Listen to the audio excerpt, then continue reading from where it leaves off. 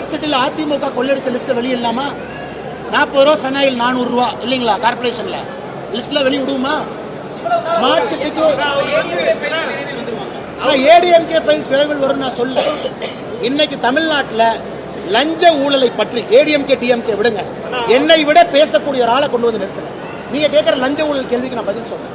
லஞ்ச ஊழல் ஒரே கேள்வி பத்திரிகையில் கேட்கிறேன். அண்ணே 3 வருஷமா பார்க்குறோம், உங்களை விட ஒரு லஞ்ச ஊழல் அதிகமாக பேசுறாருமே அப்படின்னு கொண்டு வந்துருக்கு. பேசுற மனிதங்கிட்ட குறையாது. ஏன் இவரை பத்தி சொல்லல? ஏன் இந்த கவுன்சிலரை பத்தி சொல்லல? ஏன் ராம்நகர்ல இருக்கிற இவரை பத்தி சொல்லல? ஒரு மனுஷன் பேசும் பொழுது கேளுங்க. இல்லனே உங்களை விட அதிகமா பேசுறாருன்னா இன்னும் அதிகமாக பேசுறாரு. 33 மாசத்துல தமிழகத்துல லஞ்ச ஊழல் பேசியது என்னை விட அதிகமாக பேசிய ஒரு தலைவரை கொண்டு வந்து இன்னைக்கு வந்து குறையாது. ராம்நகர்ல அந்த கான்ட்ராக்டரை பத்தி பேசலாமே, இந்த பினாமி பத்தி பேசலாமே, இந்த பினாயில் காரனை பத்தி பேசலாமே. எதற்கு தனி கூட்டணி வைத்திருக்கின்றோம்? எதற்கு வச்சிருக்கோம்? எதிர்த்து தானே வச்சிருக்கோம். எதற்கு தலைவர்கள் கூட உட்கார்ந்து இருக்காங்க?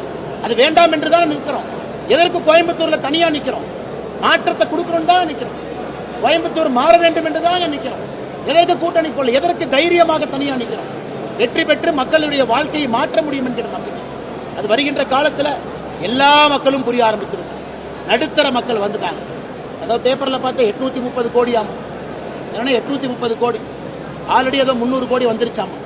எத்தனை வேணாலும் கொண்டு வாங்க ஐயா, நாங்கெல்லாம் சாமானிய மனிதர்கள். 2 தகர பெட்டியில 2002 கோயம்புத்தூருக்கு வந்தவங்க.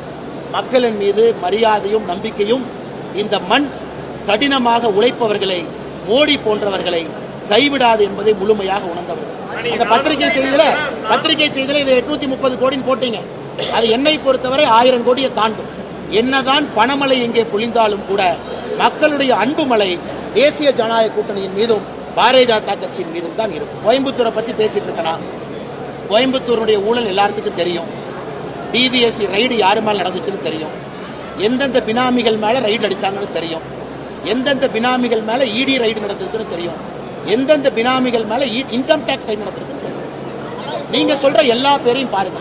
நீங்க சொன்ன நபர் மீது நடந்திருக்கா? நீங்க ஒரு நபரோட பேர் சொல்லுங்க, அவர் பேர் நடந்திருக்கா? இல்லை. இங்க இருக்கக்கூடிய நபர்கள் மீது நடத்தப்பட்ட நடவடிக்கையை பத்தி பேசுறாங்க. நடவடிக்கையை ஆதாரமாக வைத்து பேசுறாங்க. நடக்கலையா? கான்ட்ராக்டர் வளரலையா? கோயம்புத்தூருக்குள்ள 10 கான்ட்ராக்டர் உருவாக்கலையா? அந்த கான்ட்ராக்டருடைய குடும்பத்தினர் கொண்டு வந்து கவுன்சில் எலெக்ஷன் நிக்க வைக்கலையா? அந்த கான்ட்ராக்டர் பணம் செலவு பண்ண வைக்கலையா? இது எல்லா கோயம்புத்தூர் மக்களுக்குமே தெரியும்.